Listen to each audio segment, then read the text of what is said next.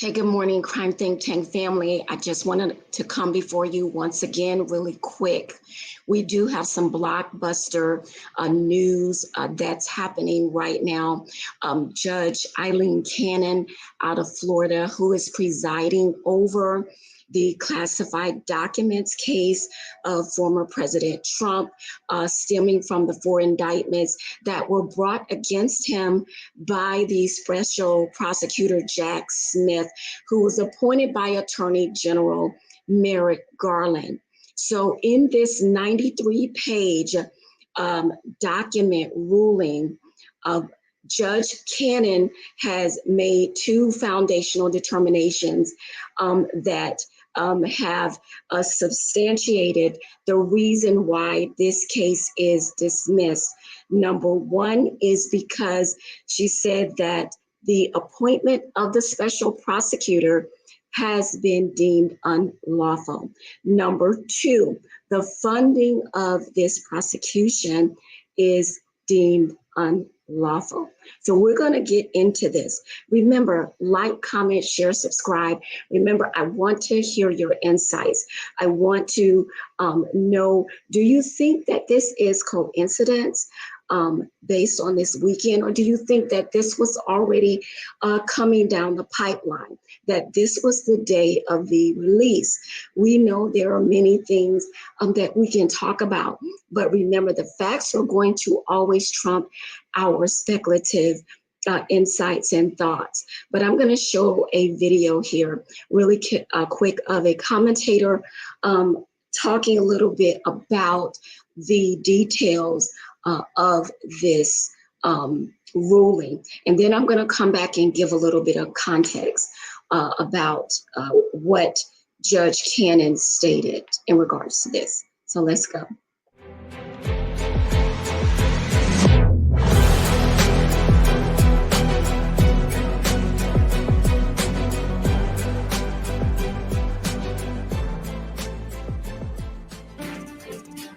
This morning, former President Trump is in Milwaukee for the Republican National Convention just days after surviving the attempt on his life. But we do have some breaking news coming into the CBS News Broadcast Center.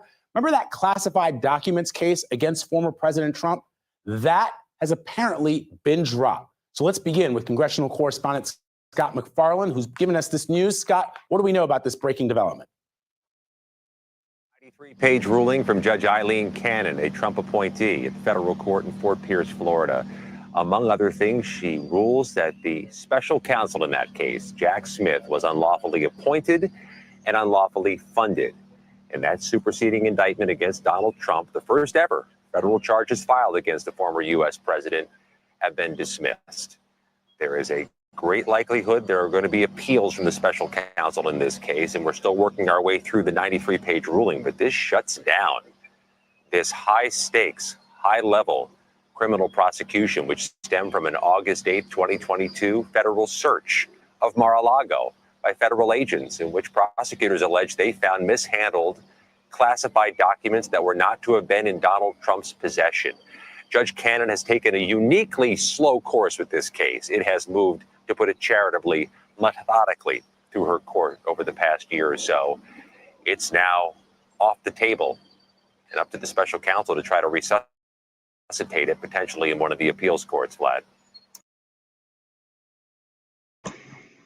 Okay, so there you have it. Of course, special prosecutors, supporters, his surrogates, you know that they're going to be talking about this. I'm not sure if they're going to be dialoguing with the special prosecutor, but you know they're going to submit their opposition to this ruling. Remember, Judge Cannon was appointed by former President Trump's administration. So they may bring up the fact that there is a conflict or there's bias because of that. And as you heard the commentator state, that this was very methodically, it was very slow going. But remember, this is an unprecedented case. When we make our insights, okay, in the comments, remember, this was a very unprecedented a case. These were 4 indictments for classified documents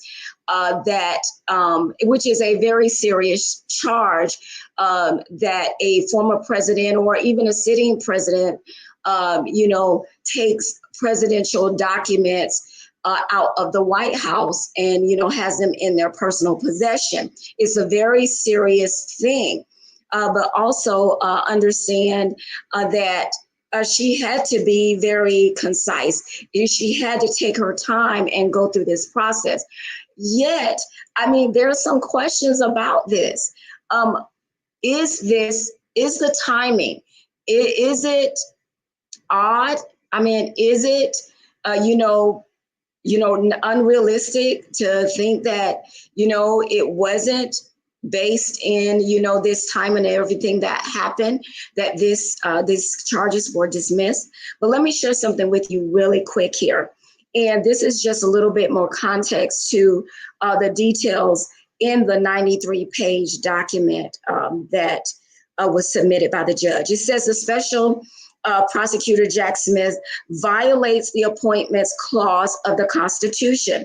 The end of the matter is this, stated Judge Cannon.